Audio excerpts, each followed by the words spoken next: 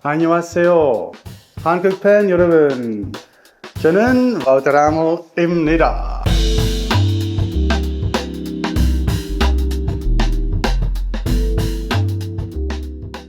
My name is Wouter Hamel. That's how I say it in my language, the Dutch language. I come from the Netherlands. I have a band with 5 members, including me, 6. We've been coming to Korea for many years.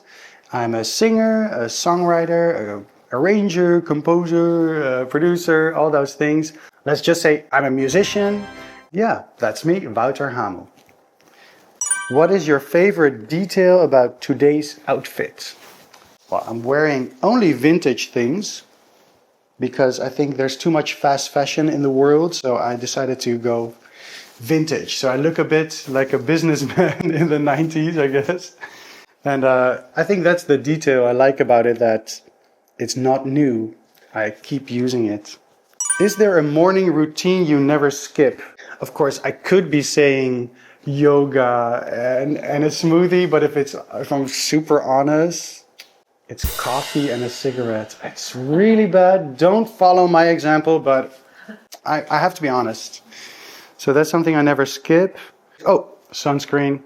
Sunscreen. I already have pigment everywhere. Yeah, sunscreen. I always try to sleep as much as I can. And I'm not really good at spacing out. I'm always active. So I'm either watching something. What I also do on my phone is I write lyrics, especially when I'm in the plane and I've had such an amazing time, for instance, in Korea. You know, all the experiences come out when I'm in the air and I type lyrics, especially when I'm almost falling asleep. So I use my notes app quite a lot on my iPhone. When I started touring here, Korean food was not really well known around the world, and there's been a lot of changes since then. Even in the town where I live, Utrecht, there's 3 Korean restaurants now. First time kimchi was, of course, great, but my lasting impression was Hamel. Not because of my name, Hamel. I don't remember if it was Jeonju. Yeah, it was amazing. It's not the healthiest because it's quite greasy, but so good. If I could collaborate with one Korean artist, who would it be? Well, actually, Yoonha's song Event Horizon makes me cry, so it's very special. It wasn't number 1 for nothing, of course. It was a huge hit. The lyrics are so deep and so touching, so I would love to work with you, Yoonha. Let's do it. Last Friday was your first performance in Korea since the 2023 Seoul Jazz Festival. How did it feel to be back on stage there? It felt like being at home because we've done it so many times. I've lost count, maybe 10, or first time was in 2009. So for me, it's not just the playing and not just the amazing fans, but also the people backstage. They've all become friends by now, like 𝗬cie𝘂𝗿 and An, and yeah, amazing people. So it feels like seeing old friends. Some people may not have seen Wouter Hamel live, but no one sees him just once. I don't know if that's really a saying, but what do I think about that?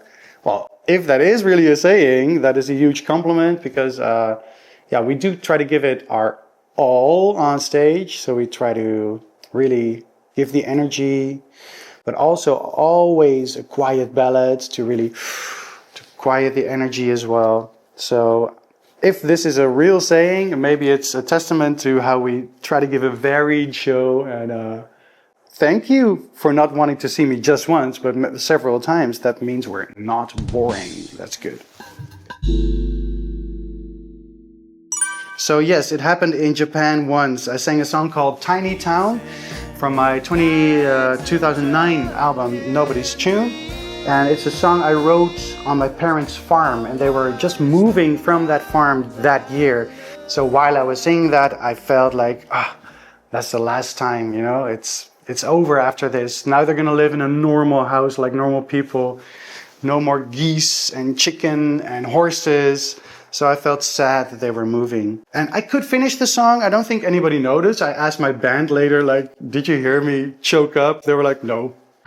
So I guess my training got me through the song, but there was a little tear, yeah. What does the Seoul Jazz Festival mean to you?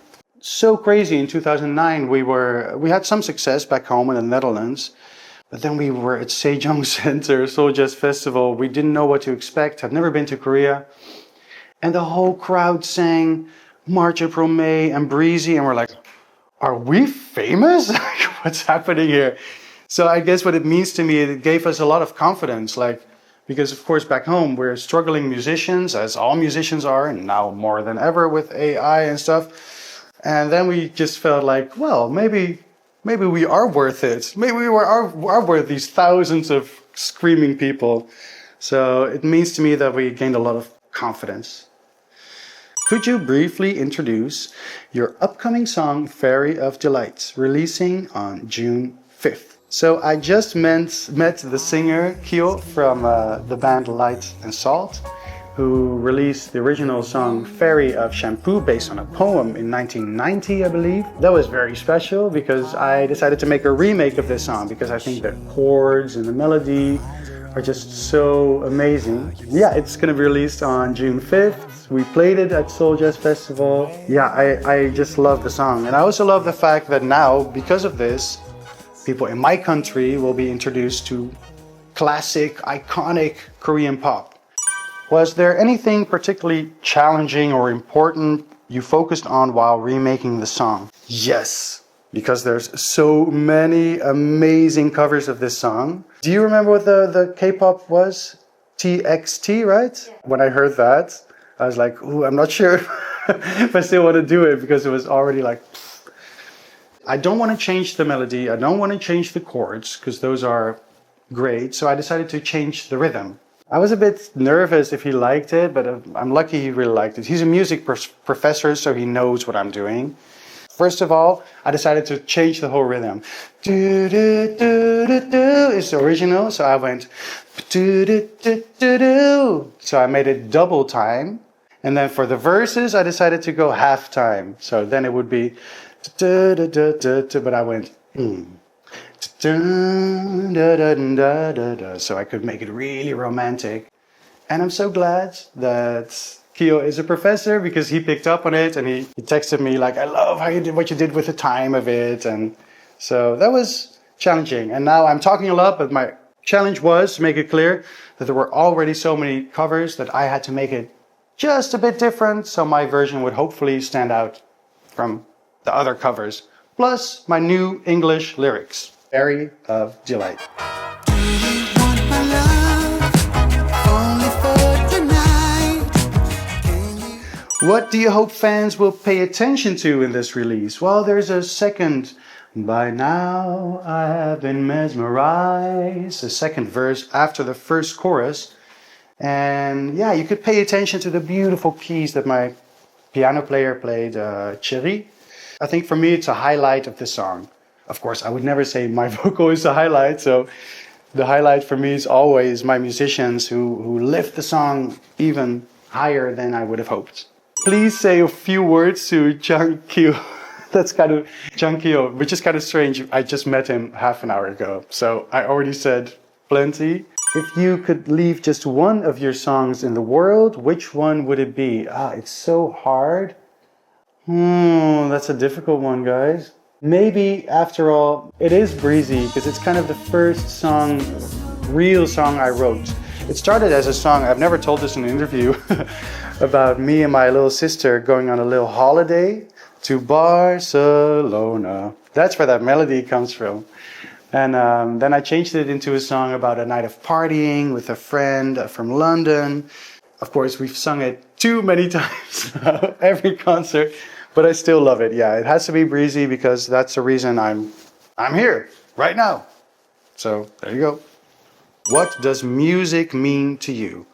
Of course, we are just crazy humans floating around on a rock in outer space, if you think about it. But then we found this language, and there's racism in the world, and there's wars and all these things, but there's music and it connects all of us. So that's what it means. Humans connecting on a level without language. That's quite special. Could you share any upcoming plans or projects? Yes, so I've been working right now on this trip. That's why I didn't have time to go to Jeju. Every day, working with K-pop writers. So many to make. For the next album, it's going to be co-writes with Korean writers, Dutch writers, all kinds of things. And I'd also like to record a real jazz album because I'm almost 50, so now I can go like, fly me to the moon. You know, it suits my age now to record a real jazz album. And this is what I studied for all those years ago. Of course, I love writing my own songs, but there's so many beautiful night and day, you are the one. So many beautiful classics from 100 years ago that are still fresh. And I'd love to record those. So might be coming. Thank you for your continued support through the years. Thank you for coming to all our shows in Korea, which is not only in Seoul. We've been all around the country and had such a warm welcome everywhere. And people even gave us gifts. We had never had that. Dutch people don't give gifts. We were like, for me? Like everybody's been so sweet and so it means a lot that we're still able to tour here and check out Ferry of Delight, of course. 사랑해요, 한국 팬 여러분, 안녕! And 사랑해요, Sound Republica. Ferry of Delight. Bye! Do you want my love?